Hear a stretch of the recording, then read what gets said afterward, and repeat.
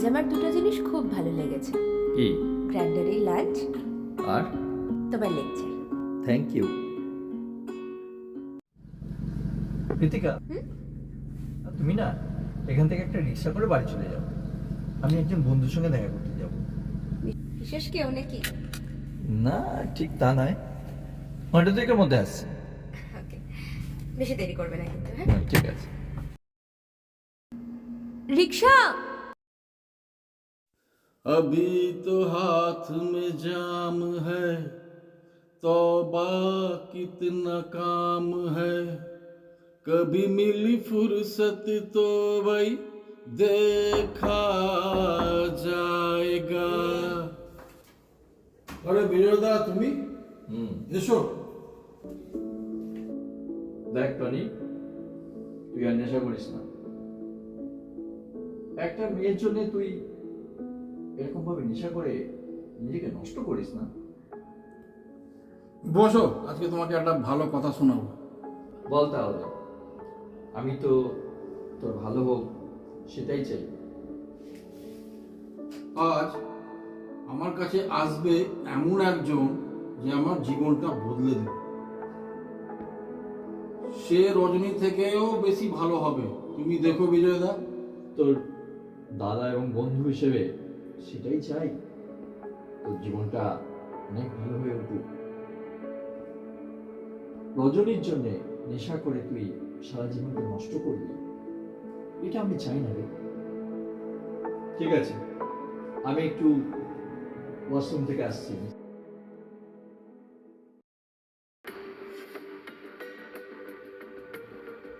আরে, কৃতিকা এখানে? কৃতিকা এখানে কি করছে? কৃতিকা তো দেখছি টনির রুমের দিকেই যাচ্ছে, দেখি তো।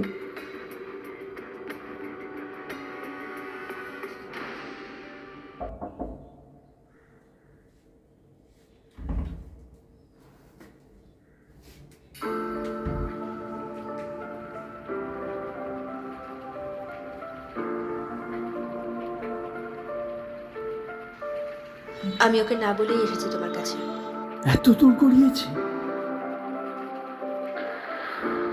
জানি এই একা থাকা আর সহ্য করছে না। মানে বুঝতে পারছি, কিন্তু আর কত নেশা করবে একটা মেয়ের জন্য? আর বেশি দিন নেই। আশ্চর্য। আমার ভালো সময় এলো বলে আমার একজন বন্ধুর সঙ্গে তোমার পরিচয় করে দিই। তার আর দরকার নেই, পরিচয়টা গোপনই থাকুক। যা, ওয়াশরুম যাবো বলে কোথায় চলে গেল?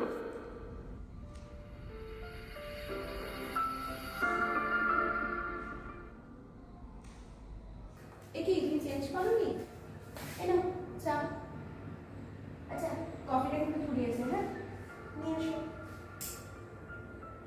কেন?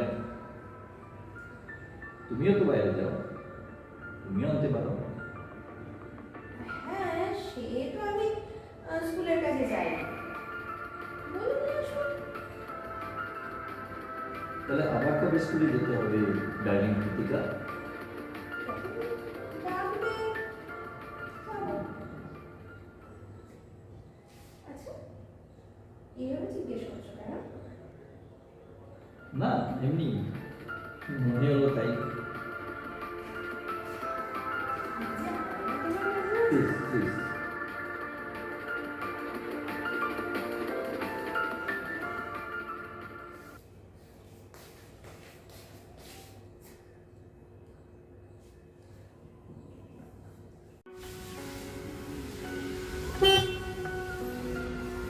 বিজয় এই সময় এখানে?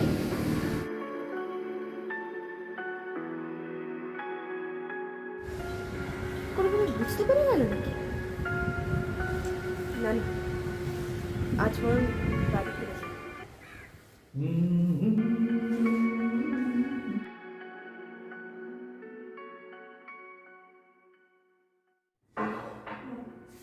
আচ্ছা, তুমি কিন্তু এবার রেডি হয়ে নাও। হ্যাঁ,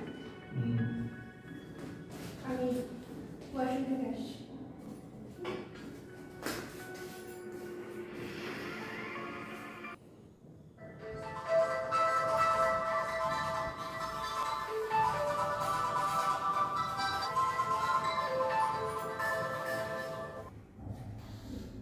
আমি জানি তোর কাছেও আজ এই নেশাখোর দাদা মৃত।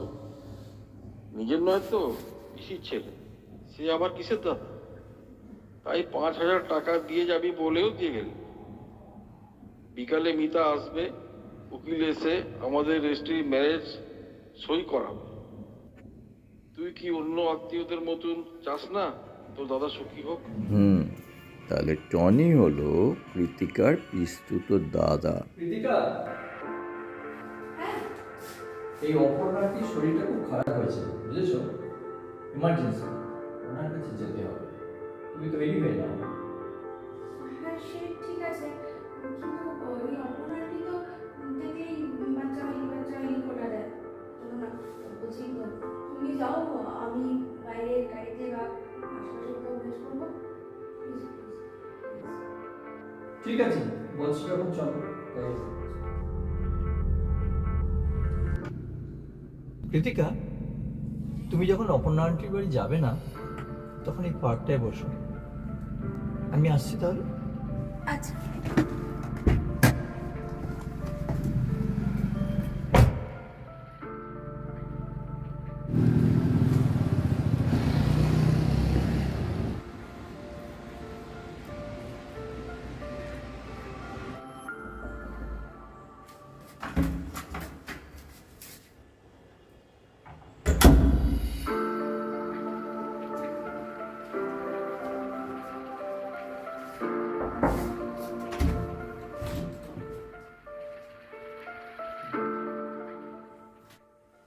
তোমার এই নেশাখোর দাদাই দুবাইয়ে থাকতো, তাই না?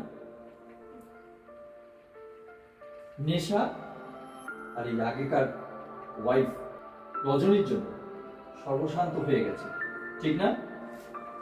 হ্যাঁ মানে ও আমার পিস্তুত দাদা।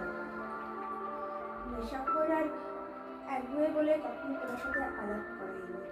তুমি কি করে জানলে? বিজয়দা আমার ছোটবেলার বন্ধু, 2 বছরের সিনিয়র। তুই জন্মানোর আগে আমি দিল্লিতে পড়তে চলে যাই, কিন্তু অন্তরের ভালোবাসা ছিল। তোর বিয়েতে আসিনি, তাই বিজয়দাই তোর হাজব্যান্ড সেটা জানতে হবে। দুবাই থেকে সর্বশান্ত হয়ে ফিরে আসে। এই বাসাটাও বিজয়দা নিজে ভাড়া দিয়ে আমাকে রেখেছে। থাক সে কথা। এই মিতা, ভেতরে এসো।